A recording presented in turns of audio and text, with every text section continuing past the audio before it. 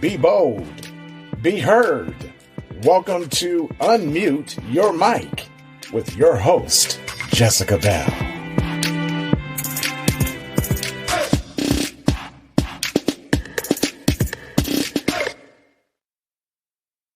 The views, information, or opinions expressed during the podcast are solely those of the individuals involved and do not necessarily represent those of Unmute Your Mic. Please note that this episode contains content that some people may find disturbing. Hello, everybody. Welcome to another episode of Unmute Your Mic. My name is Jessica Bell. I am your host from Kansas City, Missouri. Before we get started, I want to remind you all and ask you to please go and follow us on Facebook, Instagram, like our YouTube page, as well as subscribe. And I'm so excited for the story you all are going to get to hear today. I actually met Rex via Instagram. And so I love connecting with people that I haven't physically met, but I know that the connection is intentional. Rex is from Colorado. I'm so honored to have you on my podcast today. If you could just introduce yourself, let us know a little bit about you. Okay, the honor's mine. Thank you very much for having a platform to begin with and for what you're doing. I love your show. I actually binged all of your past episodes while painting a house a few weeks ago, right before I contacted you, actually. Myself, I live in Colorado. I'm originally from New Jersey. I left New Jersey in 1992. Yeah, 1992. Came out, went to the West Coast first, ended up here with some friends, and so beautiful. I decided to stay. A good place to make home. Yeah, so a little about myself. I'm an 8-year recovered heroin addict. I come from, like I said, South Jersey. I grew up about 20, 30 minutes, depending on traffic, from Camden. About 45 minutes to an hour from Philly, again, depending on traffic.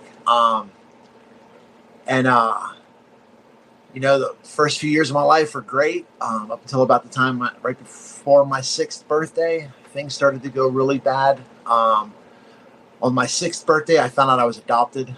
I was still adopted by my family. I was adopted by my maternal grandparents.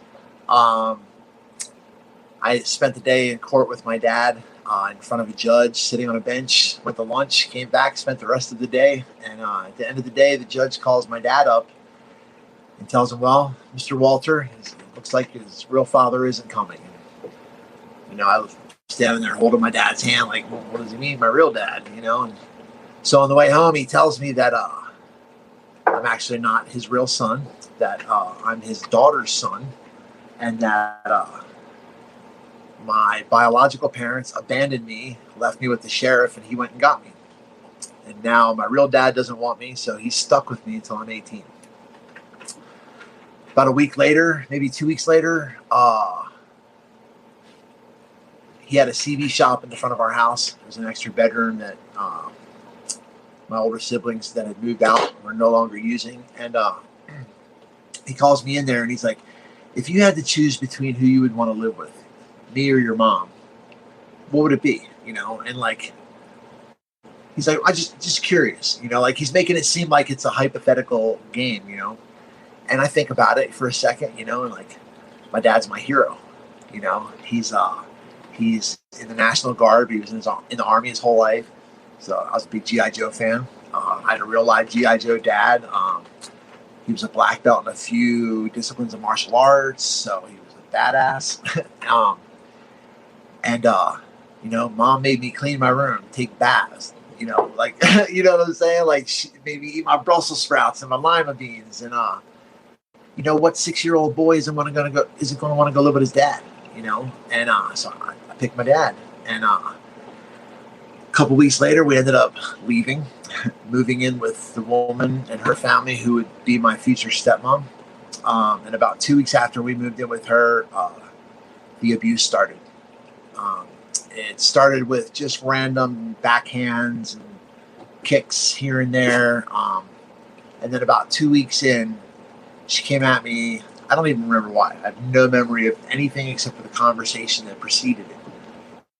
She beat me with a soup ladle and split the back of my head open in 3 different places. And we're driving around town because we lived on one side of town. You know, this is back in 1980. It wasn't like it is today where there's a hospital on every corner in every town. You know what I mean? Like the nearest hospital was like 12 miles away, which is like 4 towns away in another county where I'm from.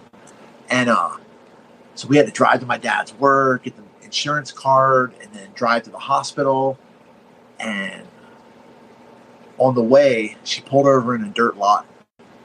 And she turned and looked at me and she said, "If you ever tell anyone the things that go on in our house, I'll kill your dad. I won't hurt you, and I might go to prison, but you'll spend the rest of your life knowing that because you couldn't keep your mouth shut, your dad is dead." So I kept my mouth shut. Things progressively got worse, turned into sexual abuse and more physical abuse. I was molested by my 2 older stepbrothers. And then at the age of 12, I fought back. I remember she was coming at me with a 2x2 about 3 feet long, and she took a swing, and she's a big woman, you know. She had some power behind that swing. And time stopped. Time froze. And I remember consciously thinking that this woman wants to kill you. She's going to kill you.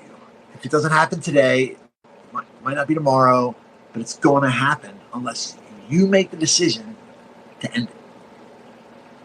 And like that, time kicked back in, put my arm up to block the blow, broke my arm, broke the board, and just kind of went crazy and took off on her, beat the crap out of her.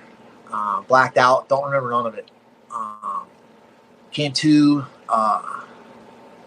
memory-wise, not consciousness, but like my next memory is my dad handing me an army duffel bag filled with my clothes and cassettes and comic books and stuff, and told me to get the fuck out of his house and never come back. And you know, I asked him, "Are you sure this is what you want?" So here's the thing. My dad was my hero up until he wasn't anymore. When we moved in with my stepmom and her new family, now I had 2 new older brothers, a new older sister, but worse, I had a new younger brother. So for my dad, it was almost like having a new toy to play with. I was cast aside. When I needed him the most to be my hero and to save me, he wasn't there. And now, when I needed him the most, he's the one who's kicking me out. So I left, and there was one condition. I told him, I said, "I'll go." I said, "But you can't tell Mom," his ex-wife, my mom, my adopted mom. I said, "She's got enough on her plate. She was born with a couple holes in her heart, and so she was constantly having to get heart surgery, and she's, you know, she couldn't handle stress." So for the next 3 years, I hid it. I immediately started getting really heavy into drugs and alcohol. Things were just bad in New Jersey. I was in a pretty bad accident halfway through my 17th year, and I ended up getting a settlement right after I turned 18. My girlfriend at the time wanted me to take her to a Grateful Dead show. I was a hardcore punk rock, like headbanger. I was not trying to go see some burnout hippie country band. And we went, and I met some punk rock kids on the lot, and we ended up just vibing. 3 days later, I left New Jersey and never looked back. The thing was, though, I was running from myself. I wasn't running from New Jersey. I wasn't running from anybody else. I was running from my past. And one thing that recovery has taught me, and life in general, is that no matter where you go, there you are. And like, I could not escape myself. I tried, I went, I switched to different drugs. I went to different cities. Ended up in Colorado, and over the next 21 years, did everything in my power to kill myself through the installment plan. My mom said I was committing suicide on the installment plan. And wow. Yeah, it kind of all came down to kind of a life-changing event. There was a failed suicide attempt. Well, actually, that's not true. There was a successful suicide attempt that was intervened by some friends. They found me unresponsive, gave me CPR, resuscitated me. And the next morning, I felt like the biggest failure I'd ever felt like in my life. But, and this is the huge but, is as low as I felt, I was like, man, I can't even kill myself, right? You know what I mean? Like, and I was feeling so low, but there was no desire to use. I was on probation at the time for pawning some stolen things, like most junkies end up doing eventually. And I was on the run. I had a really cool probation officer who, she was so awesome. I mean, she was so into her job and cared so much. She had a heart tattoo on her forearm that said ex-cons. Like, I mean, you know, and I called her up and I said, hey, I want to turn myself in, but I want to go to detox first so that I don't have to be dope sick in jail. And she got me in detox and I went to jail. And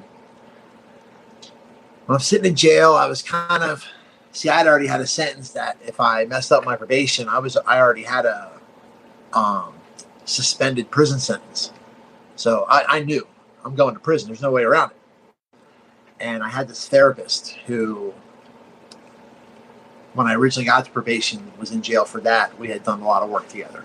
And they're a really good program. I think it's federal now. It's called the Jail-Based Behavioral Services. They do a lot of really good work in helping you understand what vulnerability really is and how to change your narrative so that you're not a victim, you know. And I remember sitting in the county jail and my best friend comes to see me. And he's sitting on the other side of the glass and we're on the phone and we're chopping it up and laughing and yucking it up. And then all of a sudden he just bursts into tears.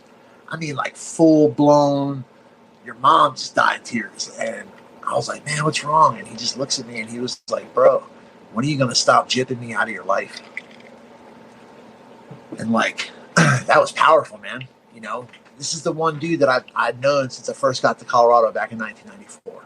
I met him my second day in Boulder. And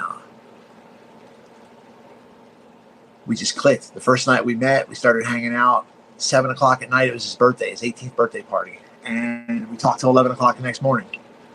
And he's my best friend, and he's the one person prior to meeting my queen who never gave up on me.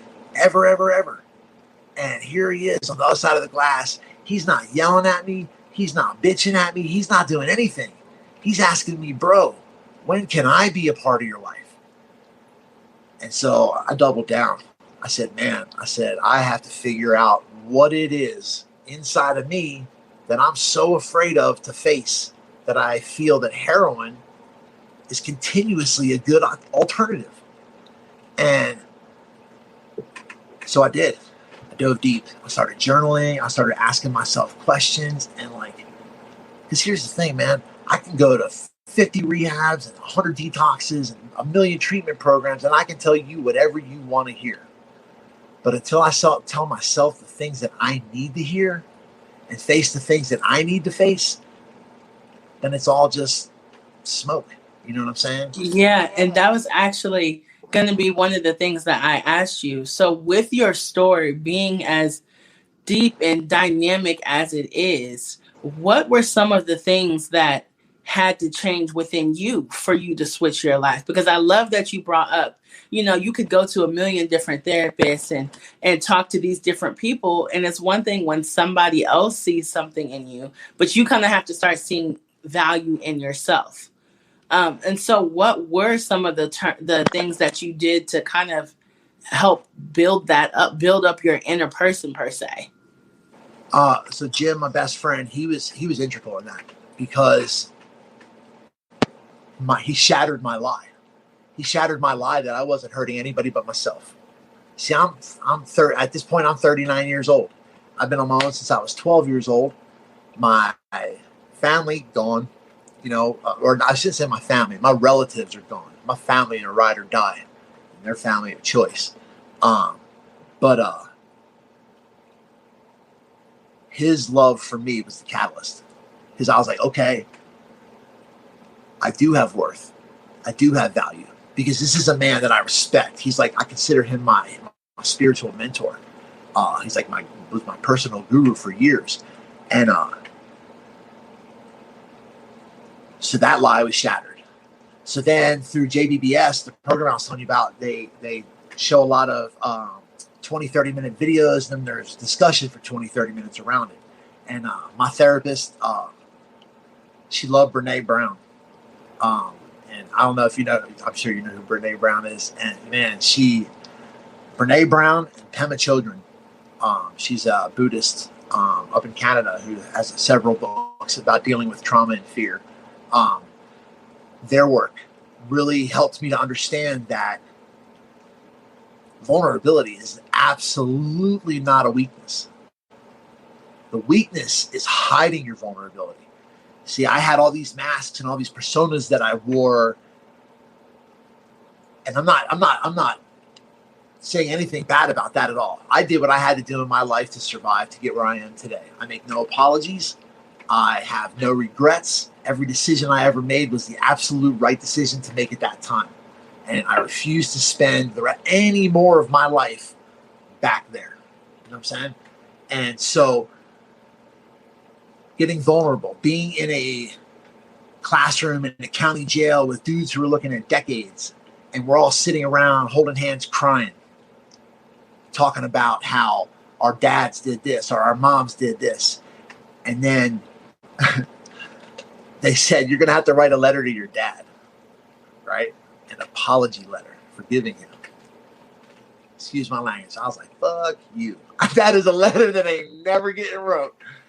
And then I went to my men's group, and he put on this, it was literally a VHS copy of an original, and it was all grainy and like, I mean, it was a flashback. I felt like I was in rehab as a teenager back in the 80s.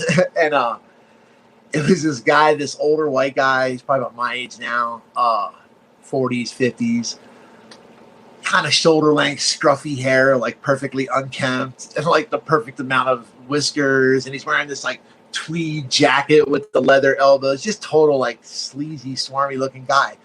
But what he said, I don't remember his name. I've Googled this dude. I've tried to find him so tough, and I can't. But he talked about how personal narrative is the most important story that we'll ever tell. And that how we describe ourselves to ourselves is how we show ourselves to the rest of the world. And that if you're suffering from trauma, because here's the thing about trauma. Trauma is not an illness. Trauma is not a disease. Trauma is an injury that absolutely can be healed. Right here. I'm telling you, I am living proof of that. Because I'm going to send you a copy of the book once it's published. But you'll see. Like to come from where I've come from and to go where I've come. But like the reality is, it's not that big of a deal.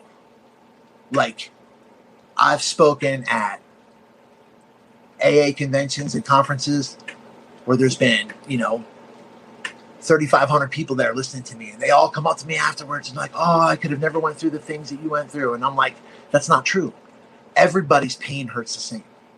We all have our stories. We all have those defining moments in life that hurt us so bad that they actually chiseled out another piece of our character. Because it's not all the happy, presents and sunny days and everything that makes us who we are. It's the rain. It's the rain combined with the sun that helps us to grow. We got to. I love that. Yeah, I love that, because I think that many of us need to have that perspective. Because sometimes we can think about the things. I know I'm guilty of that. Like, I'm guilty of hearing somebody else's story and being like, wow, I could have never gone through that. Right. But like you said, everyone has their certain set of circumstances that they do go through. And the same way somebody else could be looking at my life and saying, wow, I couldn't imagine having to go through that. Though it's different, it's still pain and it's still trauma. And so I wanted to ask you, because you talked about how they said that you had to write a letter to your dad. So did you end up writing that letter? I did. After I watched the video about changing my narrative, I went back to my cell, and I had a great cellmate. he was a friend of mine on the streets, and we were both addicts. He wasn't trying to change, but he saw that he was in the trenches with me, and he was my biggest supporter, you know. But I went back that night and I cried a little bit, and then I woke up in the middle of the night and I turned the light on, and which he was used to. He slept with a sock around his face because I was always getting up in the middle of the night to journal, you know what I mean? And I wrote the letter. And not only did I write the letter to him, but I wrote a letter to my stepmom, forgiving her. I wrote a letter to my stepbrothers, forgiving them. I was the victim of a violent rape when I was 13 years old at the hands of some older men. I wrote forgiveness letters to them. Because here's the thing. In the story, in the video about changing the narrative, he was like, it all revolves around forgiveness. He's like, and he was talking to a whole crowd of people. He's like, I bet none of you in here can even tell me what the definition of forgiveness is. See, we all think that to forgive somebody means like you're good, all good. You didn't do no wrong. It's all forgotten. But that's not what forgiveness means. If you look up the definition, now I don't know it verbatim, but it basically means that you are no longer allowing that person to have power over that situation. You are taking your power back. It's not, you're still saying, oh, what you did was wrong. I'm not absolving you of any wrongdoing. I'm just saying I'm not going to lose no sleep over it. Because here's the reality. When I finally got clean and realized what I had been doing for 27 years, I was shooting dope at my stepmom. See, I was my biological father. The reason he wasn't in the picture is because he spent the first 6 years of my life in prison. So all I heard was, you're fat, you're stupid, you're ugly, you're going to end up a junkie ex-con just like your dad. So they were right. They were absolutely right. And I'll tell you what, I wouldn't change a second of it because I'm here today. My queen is sitting here listening to me talk to you, and I don't know where my life would be without her. And if I changed one little tiny bit of my story, I might not have her. And I'll tell you another thing is I love my life today. Love it. I think there's something so beautiful in that, because to look back at your life, even seeing the things that were, difficult to deal with, to say the least, but to look back and say that you wouldn't change it because you know that every part played a vital role in who you are today. I think that is a healing space that not often people can get to. And sometimes we're walking around heavy with regrets and that kind of thing, because it's like, man, if I wouldn't have did this or if I wouldn't have did that. And so looking at your life and where you are, and even being able to have this conversation with me where you're sharing these things that are traumatic, but you're telling them from a place of victory, I think is really encouraging. And so I know that there's going to be somebody who is listening to this who needs to hear your story, because so often we see people and we only see the finished product. We only see, oh, he's good now, and he's married, or he's talking on stages, and all that's awesome. But like there was a lot of steps that it took you to get to where you are. Yes. And so can you speak to the person who is listening, who maybe feels like what they've been through is too much and they don't see themselves getting to the other side? What would you say to them? I would tell them a little story about how I gained perspective. So I had 2 rounds of sobriety. The first time I did it the wrong way. I had 5.5 years clean and sober, and I could literally write a book on how to stay clean the wrong way. But very early on, I think I had about 3 or 4 months. I was still in a fog, and I'm sitting on Pearl Street Mall on the little brick ledge, and I'm sad, like weepy, and I think it's because I got denied for an apartment because of my criminal record, right? Something silly, what we in recovery call luxury problems, right? Or first world problems. And this gentleman comes and sits down next to me and kind of starts talking to me a little bit. And he puts his hand on my shoulder. And when he puts his hand on my shoulder, I look at his other hand.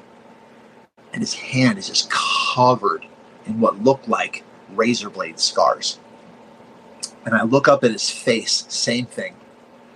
And this gentleman tells me his story. He's like, first he asked me, he's an African accent. And he asked me, he's like, brother, what's wrong? And I look at him, and the greatest lesson I learned in AA was that the easiest way to get out of your own head is to get into somebody else's. So I told him, I said, you know what, man, the last thing I need to do is tell you my story. I was like, I'd like to hear your story. I was like, where are you from? So long story short, this guy's from Rwanda, and he lived there during the racial cleansing. And his neighbors came into his house, tied him and his son to a chair, and spent 3 days cutting him up while raping his wife and daughter to death. They left him for dead after castrating him. He was able to untie himself, use a coal from the fireplace to cauterize his own wound. Now he lives in Boulder, Colorado, with a new wife who he's in love with. He lives in a small cottage, gets to garden every day, and he loves his life. And I'm looking at this man, and I'm like, I have no problems. You know, like my problems are so minimal. So that gave me perspective. So to the person out there who's listening, you are not alone. You are not alone. If nobody else is, I am a voice for you. The reason that I even want a platform is so that I can be a voice for those who have no voice. The first time I was taken to the hospital with 3 splits in the back of my head, the doctor made my stepmom, she wasn't my stepmom yet. They were just together. They had just moved in together. The doctor made her leave because she wasn't immediate family. And he looked me dead in the eye and he said, son, do you want to tell me what really happened to your head? Because I had told him that I slipped and hit the dishwasher on the freshly waxed floor. 1 cut, maybe. 3 huge gashes. It was obvious that it was a blunt force trauma. And I just said to him, I slipped and hit the dishwasher. And the tragedy of that story is that the doctor looked me dead in the eye and said, okay, stitched me up and sent me on my way. There is no child. Let me repeat that. No child, young adult, any adult who deserves that kind of abuse. None. And as long as I got a breath in my lungs and a beat in my heart, I'm going to speak out against it. And I think that is amazing. And that's why I think this platform it's so great that you're on here, because part of my whole mission is for people to be unmuted and to talk about things that are not popular and they're not trendy and they don't always sound good. And it's not attractive to talk about abuse or trauma or recovery. But these are things that people are actually going through on a regular basis that can't speak up about it, or too afraid to speak up, or worried about how other people will look at them. And so I think you're the perfect example of somebody who can stand boldly in what it is that they've gone through, because it's been just that. You have gone through it. And so I know that I've talked to somebody before who mentioned that recovery it's a journey and it's a process. And so can you just touch a little bit on that, of just what the recovery journey now has looked like for you, being that it's been 8 years? Absolutely. The first time I said I went about it wrong. I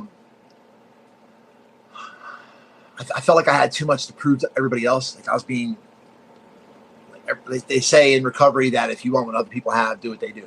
So everybody who had like decades of sobriety, because I wasn't hanging out with the people who had like 6 months. You know what I mean? I knew how to do that. My first sponsor I got in 2006 had gotten sober in 1979. His sponsor had gotten sober in 1959. Knew Bill W. and Dr. Bob, the founders. That's what I wanted. You know what I'm saying? But they had careers. They had homes. They had wives. They had kids. So I started a company, married the wrong woman, had some stepkids, lost a house.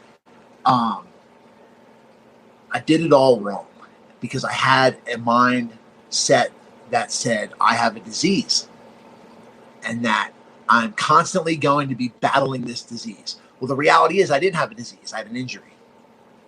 And like we said, trauma is an injury. You heal the injury, you're recovered. You're not in recovery. I'm not saying that I can go do dope or anything like that, but in 8 years, and I've been through some shit in this 8 years, I went from county jail and I went and did 3.5 years in prison.